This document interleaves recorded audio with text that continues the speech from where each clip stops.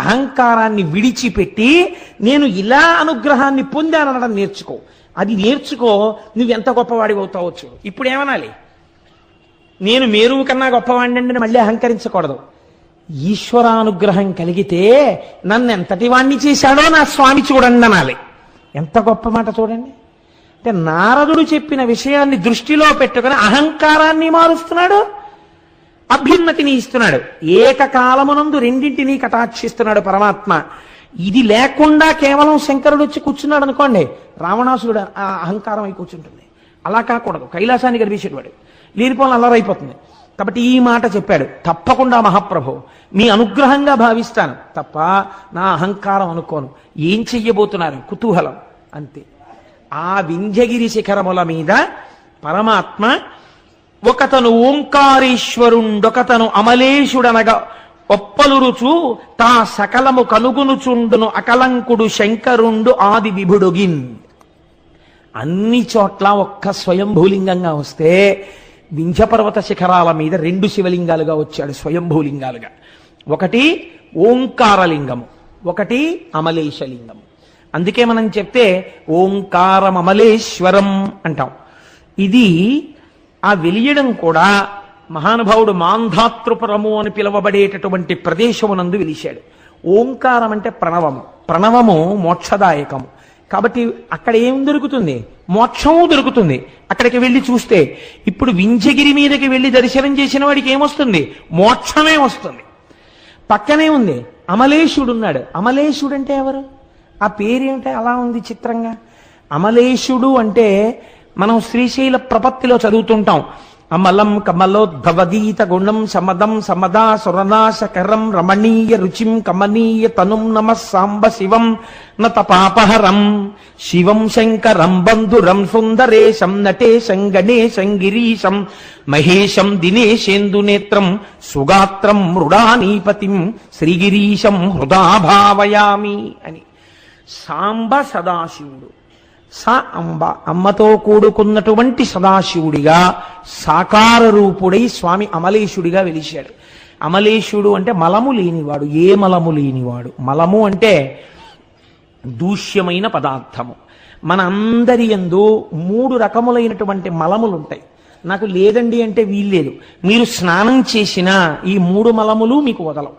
ఏమా 3 మలములు అంటే మొట్టమొదటి దాన్ని ఆణవమలము అంటారు. ఆణవమలము అంటే భవతి, నేనున్నాను అని ఈ శరీరాన్ని చూపించాలంటే దీంట్లో పంచభూతముల యొక్క సంయోగము జరగాలి. ప్రకృతిలోంచి పృథివిలోంచి కొంత మట్టి తీసి ఇందులో పెడతారు. కాబట్టి ఇందులో మట్టి లేదని మీరు అనలేరు. ఎంత స్నానం చేసినా ఇలా అంటే మట్టి వస్తుంది. కాబట్టి ఇందులో మట్టి ఉంది, ఇందులో కొంత నీరుంది.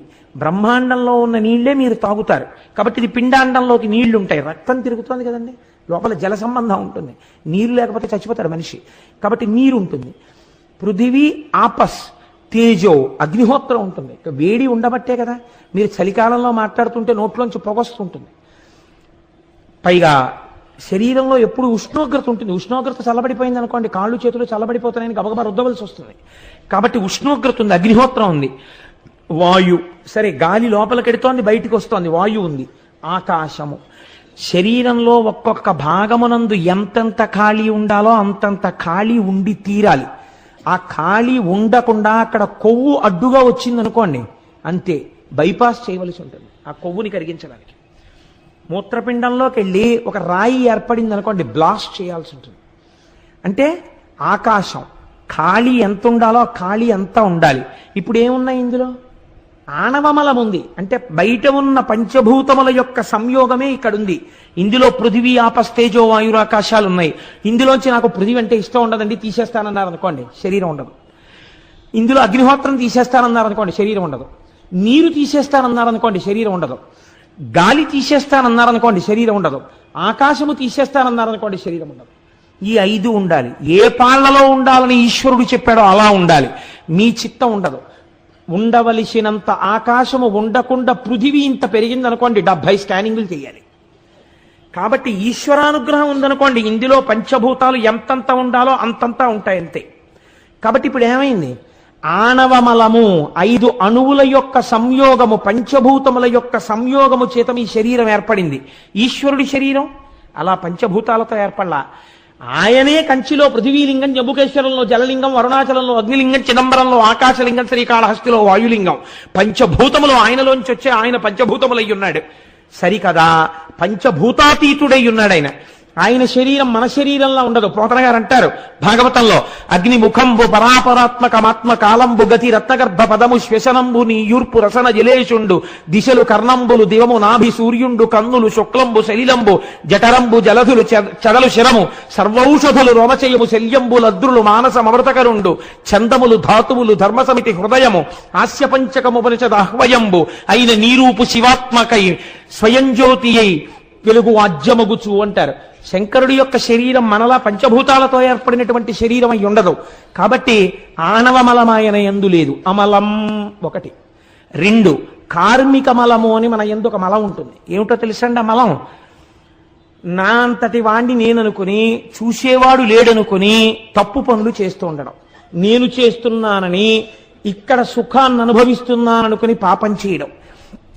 పాపము వలన వచ్చినటువంటి ఫలితాన్ని బిడ్డలు తీసేసుకుంటారు. ఐశ్వర్యం ఉందనుకోండి, బిడ్డలు తీసేసుకుంటారు.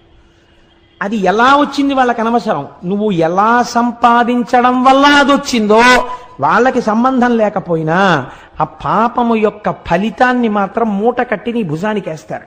ఇది పట్టుకుని నువ్వే వెళ్ళాలి, నువ్వే అనుభవించాలి. పాపమైనా పుణ్యమైనా మనమే అనుభవించాలి. ఇప్పుడు ఏమైంది? చేసిన కర్మల వలన వస్తున్నటువంటి ఫలితములను అనుభవించడానికి మీ ఉపాధి మారుతుంటుంది. ఒక్కొక్కచో అపారమైన దుఃఖాన్ని అనుభవించవలసి ఉంటుంది. ఎందుచేత? ఇక్కడ చేశాడు ఎన్నో తప్పు పనులు. మీకు అంతవరకు ఎందుకండి, నేను ఒక మాట చెప్తాను, మీరేమనుకోకండి. శాస్త్రంలో ఒక మాట వాడతారు. ఏం మాట వాడతారో తెలుసా అండి? అన్నింటికన్నా అత్యంత బాధ్యతాయుతమైన పదవిగా గుర్తింపబడింది ఏదో తెలుసా అండి లోకంలో? న్యాయాధికారి.